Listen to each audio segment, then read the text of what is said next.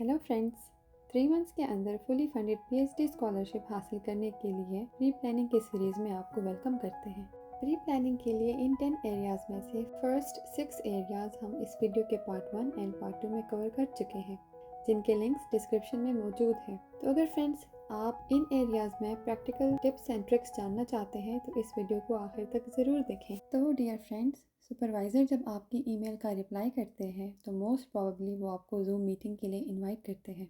अब यहाँ पर आपके लिए 2 इम्पॉर्टेंट टिप्स हैं। फर्स्ट ये कि सुपरवाइज़र जैसे आपको ईमेल का रिप्लाई करें तो आपने फ़ौरन उनकी ईमेल का रिप्लाई करना है, क्योंकि अगर आप ऐसा नहीं करेंगे तो सुपरवाइज़र किसी और काम में मसरूफ़ हो जाएंगे और इससे आपके सिलेक्शन के चांसेस पे बहुत नेगेटिव असरात पड़ सकते हैं। सेकेंड इम्पॉर्टेंट टिप यहाँ पर यह है कि सुपरवाइज़र जब आपको मीटिंग के लिए इनवाइट करते हैं तो आई एम श्योर आपके बहुत सारे इम्पॉर्टेंट काम होंगे और उसको मद्देनज़र रखते हुए आप अपनी मीटिंग अरेंज करना चाहते होंगे। लेकिन यहाँ पर मेरा आपको मशवरा ये है कि आप सुपरवाइज़र्स को मीटिंग्स की टाइमिंग सेलेक्ट करने दें और जैसे वो मीटिंग्स की टाइमिंग सेलेक्ट करके आपको इन्विटेशन सेंड करें तो आप फ़ौरन उसको एक्सेप्ट करें। अब इसके बाद काफ़ी सारे फ्रेंड्स ये क्वेश्चन करते हैं कि मीटिंग की तैयारी कहाँ से करें और कैसे करें, तो let's discuss that briefly. Supervisor से मीटिंग के लिए आपको हरगिज़ अपना प्रपोज़ल रखने की ज़रूरत नहीं है। प्रपोज़ल वो ऑलरेडी पढ़ चुके होते हैं। यहाँ के सुपरवाइज़र्स और पाकिस्तान के सुपरवाइज़र्स में बहुत डिफरेंस होता है। ये इंतहाई प्यार और हम्बल तरीके से आपके प्रपोज़ल में से सिर्फ उन एरियाज़ में आपसे क्वेश्चंस करेंगे जिनकी समझ उनको नहीं आई, और जब वो आपके क्वेश्चन से सेटिस्फाई हो जाएंगे तो वो आपको एक एक्सेप्टेंस ईमेल सेंड करेंगे, जो कि एक्सट्रीमली इम्पॉर्टेंट है आपके एप्लीकेशन प्रोसेस में, क्योंकि इस ईमेल के बगैर आपका एप्लीकेशन प्रोसेस सेकंड पेज से आगे नहीं बढ़ता। सुपरवाइज़र के एक्सेप्टेंस ईमेल के बाद जो प्री प्लानिंग में नेक्स्ट इम्पॉर्टेंट एरिया आता है वो है इंग्लिश लैंग्वेज प्रोफिशिएंसी टेस्ट। अब फर्स्ट क्वेश्चन ये है कि ऑस्ट्रेलिया की यूनिवर्सिटीज़ कौन से इंग्लिश लैंग्वेज टेस्ट एक्सेप्ट करती हैं। तो फ्रेंड्स, ऑस्ट्रेलिया की यूनिवर्सिटीज़ आइल्ट्स, टॉफल, पीटी ये सारे टेस्ट एक्सेप्ट करती हैं। अब सेकंड क्वेश्चन ये है कि स्टूडेंट्स को ये टेस्ट कब देने चाहिए।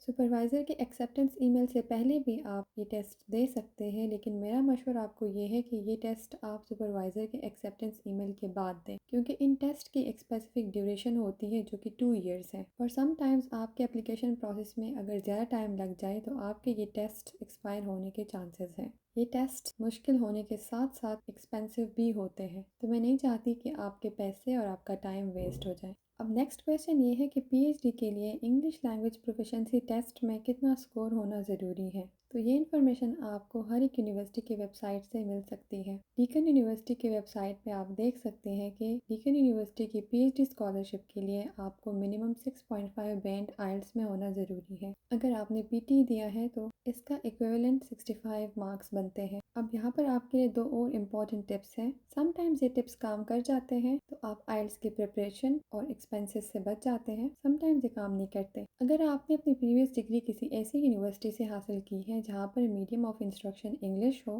तो आप मीडियम ऑफ इंस्ट्रक्शन सर्टिफिकेट के लिए अप्लाई कर सकते हैं। जब यूनिवर्सिटी आपको ये सर्टिफिकेट प्रोवाइड कर दे तो काफ़ी सारी यूनिवर्सिटीज़ यहाँ पर इस तरह है कि वो ये सर्टिफिकेट्स एक्सेप्ट करती हैं और उस बेस पे आपको इंग्लिश लैंग्वेज टेस्ट माफ़ कर देती हैं।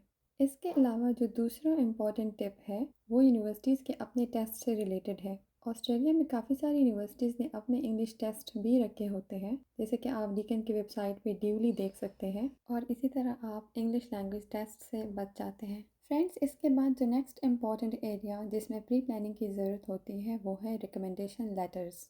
फ्रेंड्स, जैसे आपको सुपरवाइज़र की तरफ से एक्सेप्टेंस ईमेल मिल जाए तो उसके बेस पे फिर आप अपने एक्स सुपरवाइज़र्स को रिकमेंडेशन लेटर्स के लिए रिक्वेस्ट करते हैं। अब उस रिक्वेस्ट में क्या लिखना चाहिए, कौन कौन सी इन्फॉर्मेशन होनी चाहिए जो कि आपके एक्स सुपरवाइज़र्स को हेल्प आउट करेगी आपके लिए एक बेस्ट रिकमेंडेशन बनाने में, इस पे एक सेपरेट वीडियो बनेगी। लेकिन फ्रेंड्स, मैं आपको यहाँ पर एक इम्पॉर्टेंट बात बताती चलूँ। ऑस्ट्रेलिया की सब यूनिवर्सिटीज़ में रिकमेंडेशन लेटर्स की ज़रूरत नहीं होती। समटाइम्स वहाँ पर एप्लीकेशन प्रोसेस में सिर्फ रिकमेंडेड पर्सनल्स का जिक्र होता है और अगर यूनिवर्सिटी को ज़रूरत पड़ जाए तो वो ख़ुद उनसे कांटेक्ट कर लेते हैं, जिस तरह से मेरे केस में था। डीकन यूनिवर्सिटी के लिए जब मैं अप्लाई कर रही थी मैंने अपने एक्स सुपरवाइज़र से रिकमेंडेशन लेटर्स बनवा के अपने पास रख लिए थे एडवांस में, लेकिन जैसे एप्लीकेशन प्रोसेस के सबमिट होने का टाइम आया वहाँ पर उन्होंने कोई रिकमेंडेशन लेटर्स नहीं मांगे।